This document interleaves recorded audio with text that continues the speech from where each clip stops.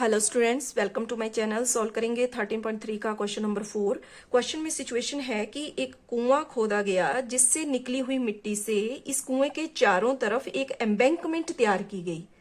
ठीक है, और ये एम्बैंकमेंट एक सर्कुलर रिंग की फॉर्म में है। इस कुएं के चारों तरफ ये जो मिट्टी फैलाई गई, इससे ये एम्बैंकमेंट तैयार की गई जो कि एक सर्कुलर रिंग है, या फिर हम इसको एक होलो सिलेंडर बोल सकते हैं। ठीक है, क्योंकि बीच में इसके कुआं है और उसके चारों तरफ इस मिट्टी को एक सर्कुलर रिंग की फॉर्म में फैला दिया गया। तो यहाँ इस एम्बैंकमेंट की ये जो सर्कुलर रिंग तैयार की गई, इसकी हाइट कितनी है हमें यहाँ पर फाइंड करना है। अब यहाँ वेल के भी डायमेंशंस हमें दिए गए हैं, और ये जो circular embankment, hollow cylinder embankment तैयार किया गया कुएं के चारों तरफ, इसके डायमेंशंस भी हमें गिवन है हाइट को छोड़कर। तो हाइट यहां पर हमें फाइंड करनी है। तो पहले हम वेल के लिए लिख लेंगे फॉर वेल। तो वेल के लिए यहां ये वाला पार्ट डायमीटर हमें गिवन है 3 मीटर। तो यहीं से हमें रेडियस का पता चल जाएगा, डायमीटर का हाफ 3/2 मीटर। और इस वेल की हाइट दी गई है यहां 14 मीटर। तो वॉल्यूम कितना हो जाएगा इसका? वॉल्यूम, क्योंकि कुआं एक सिलेंडर की शेप में है, तो वॉल्यूम के लिए फॉर्मूला हो जाएगा volume of cylinder πr²h। Values put करेंगे तो यहाँ 22/7, r² 3/2 इंटू 3/2 इंटू हाइट हो गई 14। तो यहाँ 7 1 जा 7 2 जा, 2 से 2 कैंसिल हुआ, 2 1 जा 2 11 जा, तो ये बच गया यहाँ पर 99 metre cube volume of well. इसको हमने इक्वेशन नंबर 1 बोल दिया।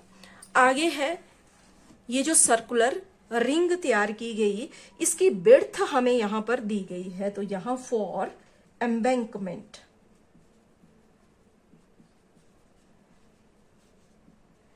विड्थ दी गई है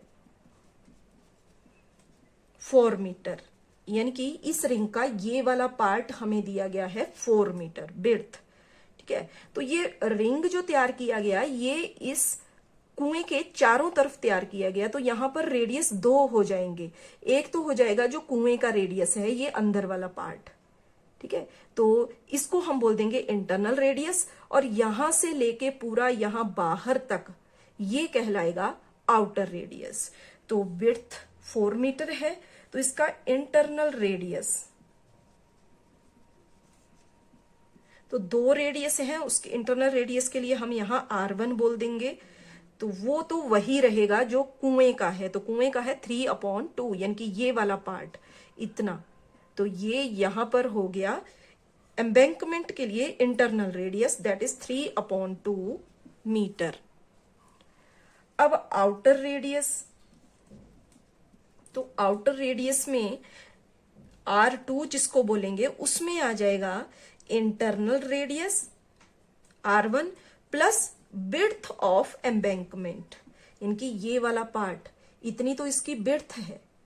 ठीक है, ये देखो, ये है इस कुएं का रेडियस। तो ये इंटरनल रेडियस कहलाएगा इस एम्बैंकमेंट के लिए, जो इसके बाहर ये सर्कुलर रिंग तैयार किया गया। और आउटर रेडियस यहां से लेके पूरा यहां तक, यानी कि ये वाला पार्ट विड्थ हमें दी गई है 4 मीटर। तो आउटर रेडियस में हो जाएगा इंटरनल रेडियस प्लस विड्थ। तो इसकी वैल्यूज हम भरेंगे तो 3/2 प्लस विड्थ है 4।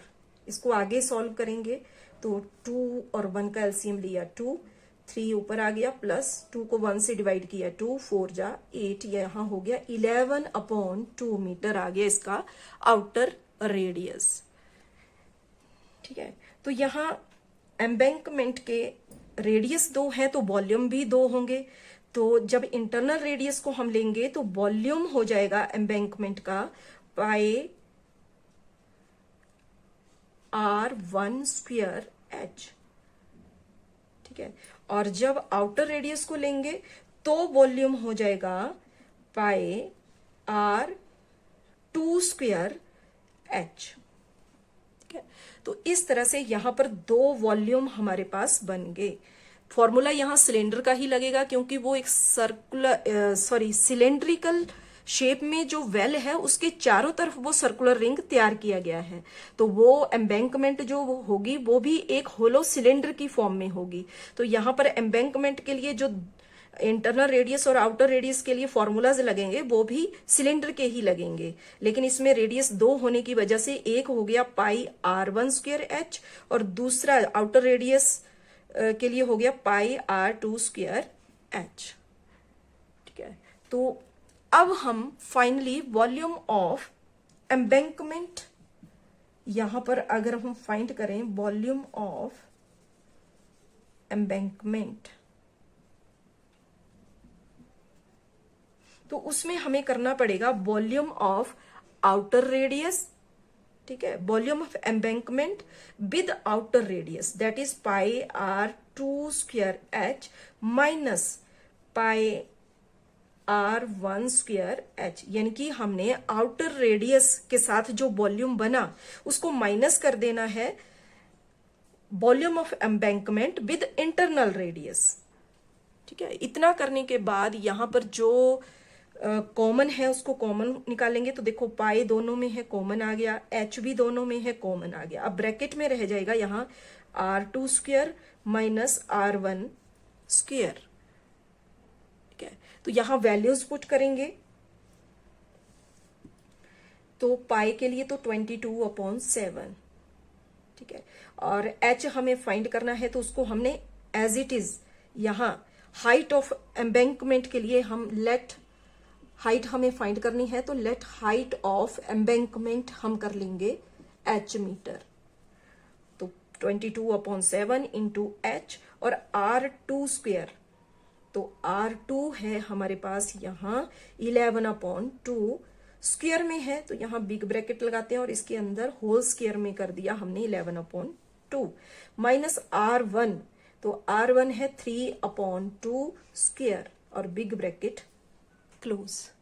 आगे सॉल्व करेंगे तो इस ब्रैकेट वाले पार्ट को हम सॉल्व करेंगे, तो 11 जा हो जाएगा यहाँ 121/4 माइनस 3 जा 9/4।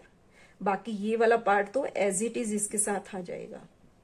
ठीक है, तो अब यहाँ जो ब्रैकेट में ये माइनस में टर्म है, इन दो को माइनस करेंगे तो 121 माइनस 9 जब हम करेंगे तो ये हो जाएगा 112/4।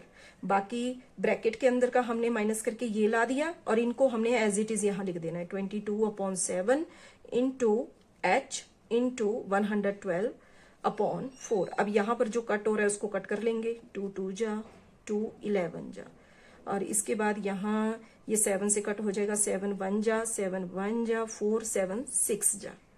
ठीक है, तो यहाँ 2 1 जा और 2 8 जा, तो इस सारे को कट करने के बाद हमारे पास बचा 11 8 जा 88 और साथ में है h, तो 88 h metre cube volume of embankment हमारे पास आ गया।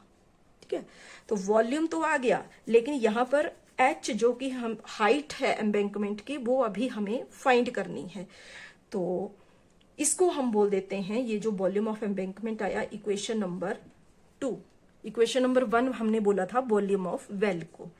तो अब यहाँ हाइट हमने फाइंड करनी है एम्बैंकमेंट की, तो यहाँ हम दोनों इक्वेशन, जो ये दो इक्वेशन हमारे पास बनी फ्रॉम इक्वेशन 1 एंड 2, तो इसमें हम बोल सकते हैं कि volume of well that is 99 metre cube is equal to volume of embankment that is 88 h metre cube. ठीक है, क्योंकि ये जो एम्बैंकमेंट तैयार की गई इस कुएं से निकली हुई मिट्टी से ही तैयार की गई, इसलिए दोनों के वॉल्यूम, सिलेंडर वेल का वॉल्यूम और इस एम्बैंकमेंट का वॉल्यूम एक दूसरे के इक्वल होंगे। तो यहां से h की वैल्यू हम फाइंड कर लेंगे, तो h इज इक्वल टू 99/88। अब दोनों को कट करेंगे तो 11 के टेबल से हो जाएगा, 11 9 जा और 11 8 जा, यानी कि यहां पर बच जाएगा 9/8। इसको कट कर लेंगे तो 8 1 जा 8 1 जा, 1 इसमें बचा, डेसिमल लगा के यहाँ 10 हो जाएगा, 8 1 जा 2 इसमें बच गया तो 8 2 जा 16, 4 इसमें बचा तो डेसिमल तो लगा हुआ है 40 हो जाएगा, 8 5 जा। तो हाइट जो है वो हो जाएगी एम्बैंकमेंट की 1.125 मीटर, और यही यहां हमारा आंसर है। Thank you.